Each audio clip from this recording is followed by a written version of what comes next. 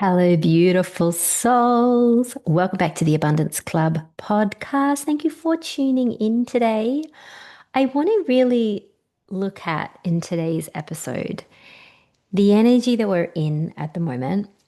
We are in February. It is February 16th as I'm recording this, but you'll be receiving this on February the 17th or post that, obviously, depending on where you are in the world. It's a really pivotal time that we're in right now. And if you've been listening to this podcast for a while, you would know that I like to take what can seem abstract or mystical or lofty and really just ground it into like how do we work with this energy? How do I work with this energy in my day to day? What does this actually mean? Because all of these spiritual concepts or astrological concepts or all of these teachings can be great, but we need to be able to ground them into our body because otherwise they stay up as theory or as concepts or as ideas. And this podcast is to really help you to in your embodiment in how can I live as this now and how can this support me on my path to greater expansion? Because as we know, we are here as souls to grow and to expand and to evolve. This is why we're having this human experience while we're here. So I want to dive into that a little bit more. Before we do, just gratitude to each and every one of you for continuing to say yes and pop me into your ears. I am loving the opportunity to share wisdom with you all, to share from my own embodied lived experience. And this podcast is growing. And those of you that are listening to it, it's growing all around the world. And I'm super, super grateful and just really humbled by that and by the power of the internet, by power of the airwaves that connects us all, the power of this medium that is podcasting that allows us to all connect. So having said that, if you have been listening for a while, or even if this is your first time tuning in and you do receive benefit from this medium, a way that you can help, that you can give back, that you can show your appreciation is always by clicking the follow button on either YouTube or it can be YouTube because it's on YouTube as well, but Spotify or Apple Podcasts, and also by giving us a review that really, really helps to keep this transmission alive and to spread it and share it throughout the globe.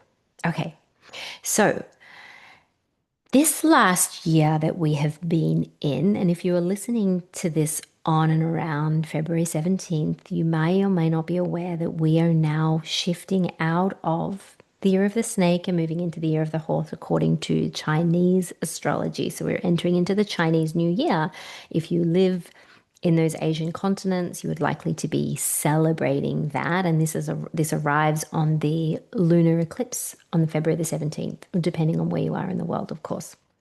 So what I want to say about that is firstly, there are other people that say, astrologers that will say, or Chinese astrologers that say that we're actually already in the year of the horse. And some will say that it's happening at this time. I want to just talk more broadly around these themes. I want to talk more broadly because I have had people reaching out to me saying, like, what does this mean? What does this mean from where I am? How can I embody this more? How can it support my growth, my expansion? So one thing that we do know is over this last year, we have been moving through the year of the snake. You have probably heard about this. A lot of the shedding, a lot of releasing what was old. It was really unexpected. But snakes are like that, aren't they? We can never really expect a snake until all of a sudden it appears out of the bushes. I mean, I know for me, when I walk down my beach paths, I'm wary of it, but quite often, for those of us that come across a snake or see, we're often surprised, shocked, scared, right? And it can be quite elusive, like hidden in the path, hidden in the bushes until it's not. So, what we've experienced is things were illuminated last year that we didn't expect. I know I certainly had that experience in my life, and I know that many of my clients and people in my community did as well. But it was things that could no longer stay hidden, hidden in the shadow, hidden in the bushes. And it appeared for you these things that you were ready to let go of, to shed because you were ready, because you had been doing the inner work, because your soul had gotten to a certain level that you were ready to experience this illumination, that you were ready to be shown, okay, what is it that I can no longer ignore? What is it that I need to see? What is it that I'm ready to transcend and move beyond? And maybe that scared you. Maybe that shook you, rattled you, took your breath away. Again, I know I had that experience in a certain relationship dynamic that I was a part of, because even in relationships, you guys, even in friendships, like, we are co-signing. So it's never just one person who does something to us. It's very much a victim mentality. We are in relationship, which means that we are engaging, we are co-signing. We are not separate from that. So if there is a certain dynamic that was illuminated to you and that frightened you or scared you or angered you or frustrated you, know that there was a level of you co-signing that as well. So what we were shown then were the deeper patterns within that we were ready to shed. Because remember, everything is a reflection. Life, relationships, circumstances, work opportunity, money, all of it is a reflection. Life is that mirror of our internal state and our internal frequency. So when we're shown something that we're ready to shed, is because we're ready to let go. We're ready to no longer co-sign that contract. I saw it as like a ripping up of certain contracts that we were done with. We're done with. We transcend. We've learned the lesson, and we move on. Doesn't mean that we don't go through the human emotions of disappointment, grief, and I'm very much a believer that the importance of letting ourselves feel what we need to feel. So we were shown the deeper patternings, and whether that was self sabotage or self abandonment or control or self doubt. I know that I was shown certain ways that I was still outsourcing my power. This was a big one for a lot of people. So, all of these internal patterns were reflected in the different relationships that we're having with people, with things, with jobs, etc., money. So within that was this necessary letting go. What we did know about this year, because it was also the 9 year, which was the end of cycles, the end of the completion collectively. Nothing that is truly yours, though, and I really want to preface this because this is important when we look at loss. Nothing that's truly yours can be lost. Nothing that is truly for you can be lost. So you can look at this in people, relationships, money, opportunities. Maybe you lost your job.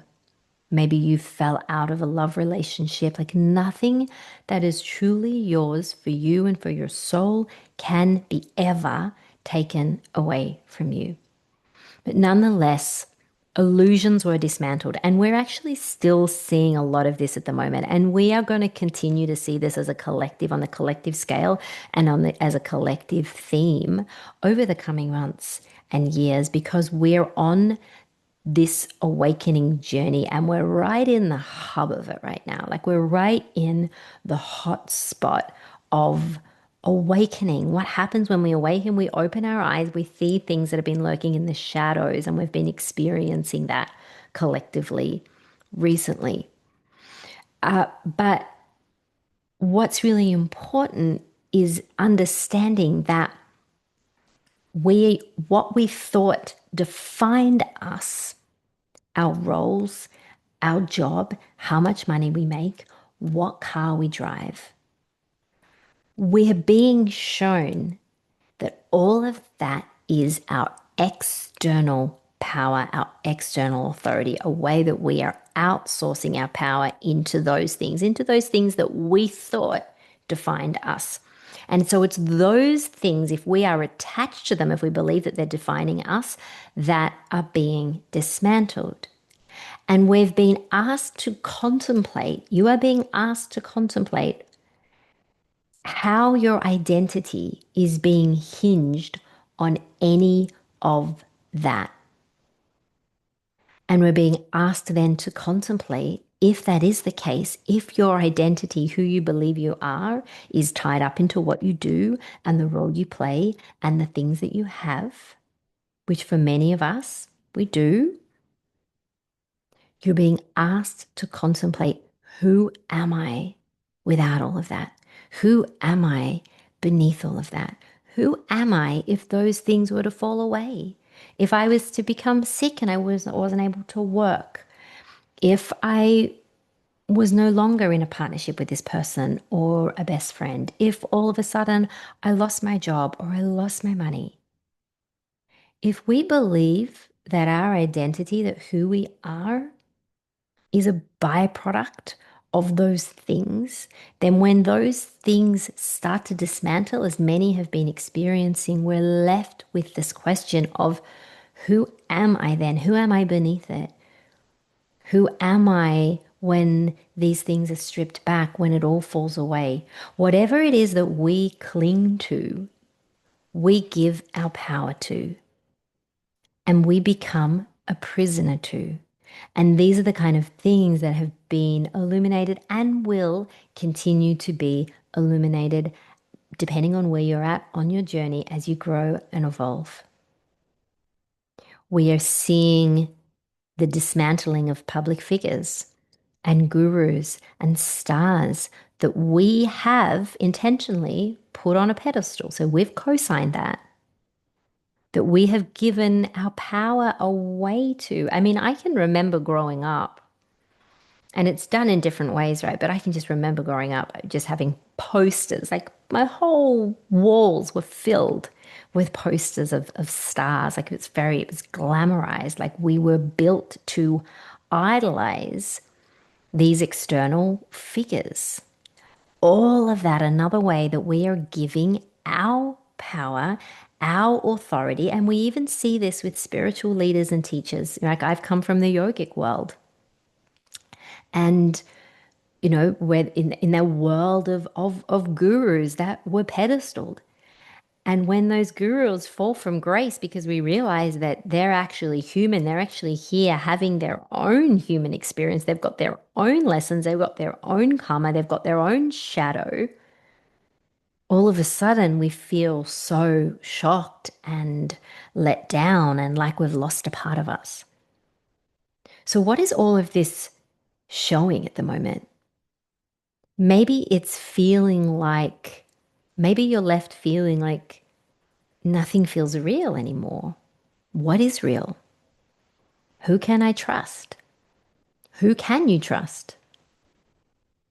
What is the voice that you listen to? Are you still listening to what the news reporters are saying, or what a celebrity is saying, or what the government is saying, or what a blah, blah, blah, blah, blah? When we do that, we are actively choosing to give away our power, because where does our power lie? And this is what I want to get to in this. Like, where does our power lie? It's not out there in any of those things or any of those voices, but your power lies in your consciousness. In your consciousness, which is in your attention. We are giving away our consciousness all the time by what we're choosing to filter through our awareness, by where we're choosing to put our precious energy. Your consciousness is your most sacred priority because it is you. So when these things dismantle and we start to look around and go like, who can I trust? What can I trust in? Everything is pointing us back home. Everything is pointing us back to our own truth, to becoming our own authority, to realizing that no one outside of you has any more power, wisdom, authority than what you do. And that's why I love the teachings that point us back home to the truth that lives within. So, whose voice are you listening to? And can you start to tune your dial away from the static and the noise and even all of the energy that's taking our attention at the moment in terms of like what's happening in the world and this is happening and this celeb and this guru? Are you still giving your power away? And this isn't to say to bypass any of this, but it's to look at what am I here to serve? Who am I here to serve? And how can I best utilize my consciousness for good, for light, to grow, So then we start to look at, what is that? What is real? I always say, like, the only thing that's real is love. And what is the greatest expression of love? It's you. You are everything. You are a part of, not separate from, connected to everything and all that there is. And when we see that, we can almost get to a point where we see the gift in this dismantling, where we can see the gift in the shedding and the loss, because it brings us back home to ourselves. It brings us closer to our truth and to our power. So now the question that we ask ourselves as we step into this new era, as we step into the year of the horse, we can look at, okay, what is now ready to emerge? What matters at the moment more than the choices that you make from this point onwards is, who are you being when you're making those choices? Who is the version of you that is making that choice, that is moving forward, that is taking those steps forward? And I want to speak a little bit about that because this is important. Are you still outsourcing your authority, second guessing yourself, looking outside for validation and confirmation? Are you still co-signing lack? Because we can feel like we're ready to step into something new, but if we're still doing it as that same old identity, the one who did outsource the power, the one who has been engaging in those relationship dynamics that they just know is no longer serving them, then we're just taking what was into this new paradigm, into this new season that we're stepping into this new year. So the question is not who have you been, not what is familiar, but what's asking to come alive in you. Who are you when you are most tapped into your truth, when everything else falls away? Who are you when you're most in your power? At the moment, I'm guiding women through my 8-week signature program, Soul Embodied Manifestation, and we're in week 4. And I'm walking alongside women who are done operating from the old identity, and they're stepping into their limitlessness, into their unlimited self identity. And the work is not in trying to fix or improve or heal the small self or the old identity, the one who is still in fear and doubt and question and procrastination, who is on autopilot each day, as we are. Like, each day we are on autopilot, a slave to our past. We're repeating the same thoughts, the same behaviors, the same feelings. We think a thought and then we feel it in our body, and we think a thought and then we feel it. So we are being ruled by our mind. And where's our mind? It's continually in the past. It's replaying the past, a slave to our patterns and habits. When we do that, when we try to fix or heal or improve that aspect of ourselves, we're trying to convince a system that does not want us to change, that does not want us to grow and evolve and expand and be abundant and live out our desires. Because that part of you, my friends, is always going to be in survival. It needs to know, it needs to predict, and that is how it gets its safety. It's how it keeps you alive. But that is not the you that is stepping forward into your future. That is not the you who's living out their desires. That is not the you who's earning the money that you want to have, or is having the opportunities or the life or the freedom or the love that you so desire. So what are we doing instead? We are embodying our limitless self, the one who already knows her worth, who doesn't second guess, who doesn't outsource her power, who's brave enough to claim her dreams, to speak her truth, to honor her heart. Because she is here now, and she lives in you. We're not constructing anything out there, but we're also not going back to try and fix the old, try and create a regulated state in an old identity. When your evolved identity, your limitless self, she's already regulated.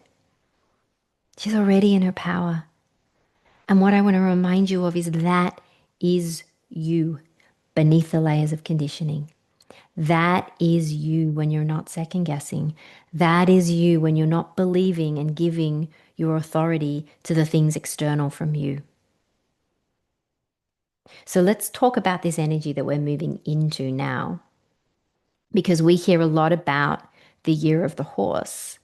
And I've heard a lot, when I've been seeing this information come through as well, a lot of the way that it's shared is in relation to the dynamic qualities of the horse, which equals movement and momentum and forward progression and maybe even speed. And yes, all of these qualities, as we know, are of course very much alive in horse energy, very much present in this energy. But do you know what else is that's not talked about so much? Do you know what else is present in this energy? It's patience, groundedness, presence, steadiness. Horses know who they are. Their presence is felt. If you have been around the horse, I had the immense pleasure of having a horse healing towards the end of last year, towards the end of 2025, with a beautiful woman in Kin. I might even pop her details in. Near I live in the Sunshine Coast. Helen is her name. And it was so tremendous. So you like they do Reiki healing on you. Their horses do their own healing work. And it was profound. It was profound. Just to be in their presence, though, you feel like you are receiving a healing and an activation, which you are, because they have this immense aura, this immense energy field that's like, and don't quote me, it's something like 60 times what humans have or something. So it is powerful. They are in their power. How do they have such an immense energy field? Because they are sentient, but they know who they are. Look at the foundation of horses. Like, look at the strength in their legs and the sturdiness. They are one of the most embodied sentient creatures that we have the pleasure of being in company with. And it's interesting because the speed and the momentum of horses comes from their fortitude, comes from their strength, comes from the power in their foundations, comes from knowing who they are and from presence. So if there's a part of you that's feeling like, oh, great, finally, I can go ahead straight out of the gate, I want to ask you to really look at how have you been prioritizing your foundations? How have you been preparing your foundations for what is to come? And don't be surprised if you are still in that period of the preparation, and know that there is power in that. Like we walk before we run, or we crawl before we walk, right? Like, don't take away from the power and the potency of cultivating these other qualities in the horse. They're going to be asked of you this year. How much can I deepen my level of presence in my life with myself, with other people? How much can I pause, be in my own company, connect with the earth, do the things that ground me, eat the foods that nurture and ground me, go for the walks, like be in patience, not impatience, but in patience. Cultivate that as an internal quality. So what's been stripped back in your life over this past year has not been to dismantle you, because the truth of who you are, the true essence of you, right, which is love, which is oneness, which is wholeness. Like it cannot be dismantled.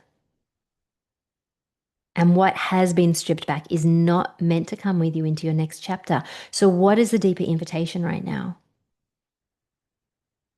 How are you choosing to lead yourself into this next season of your life that's asking for you to become more embodied than you ever have before? My gosh, horses are so embodied. They're so embodied that you will feel their presence from a distance and they feel you coming. That was one of the things with this horse healing and what Helen had said to me. She said, like, these horses felt you before you even arrived. So, how are you choosing to lead yourself to not outsource your power, but to continue to choose, like, what feels good in you? What's igniting you? What's exciting you? Without needing to make a story about it, without needing to second guess it, without needing to reason.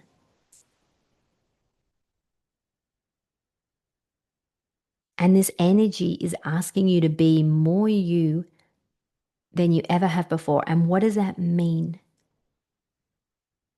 It means more you without the illusion, without the scaffolding of old roles and structures and beliefs that are no longer for you. Can we let them go? Can we drop the story?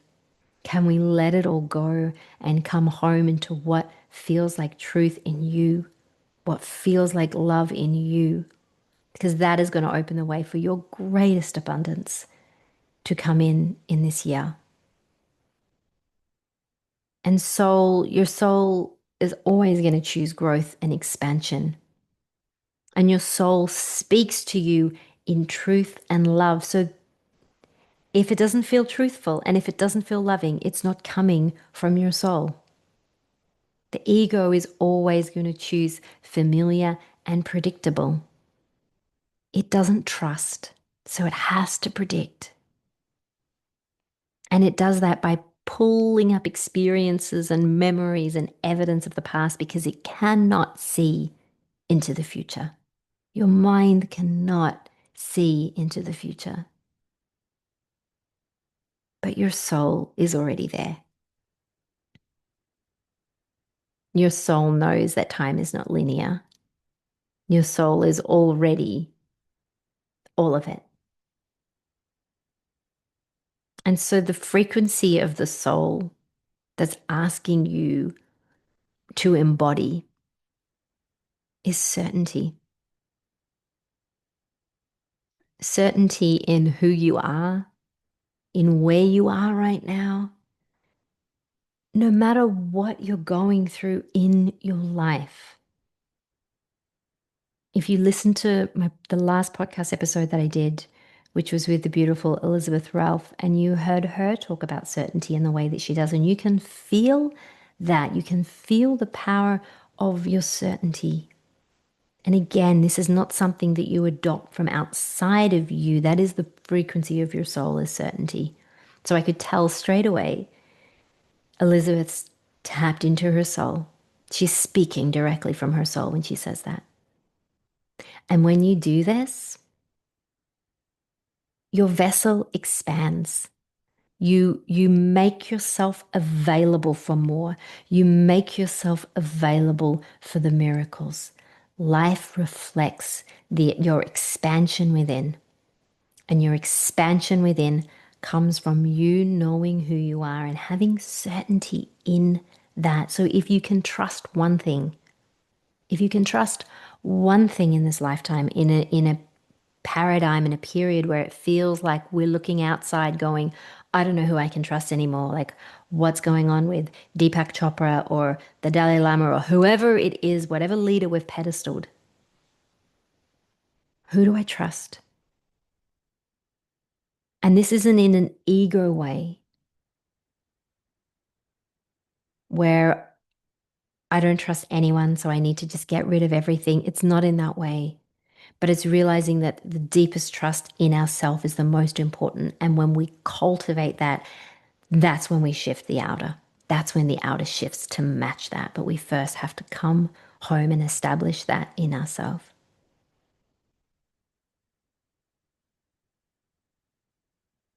What got you here to where you are right now and to what you're experiencing in your current life circumstances when you look in, as favorable or unfavorable as that might be, as easeful or as challenging as that might be. And I know a lot of people are going through really big, challenging times right now. And this isn't to diminish any of that.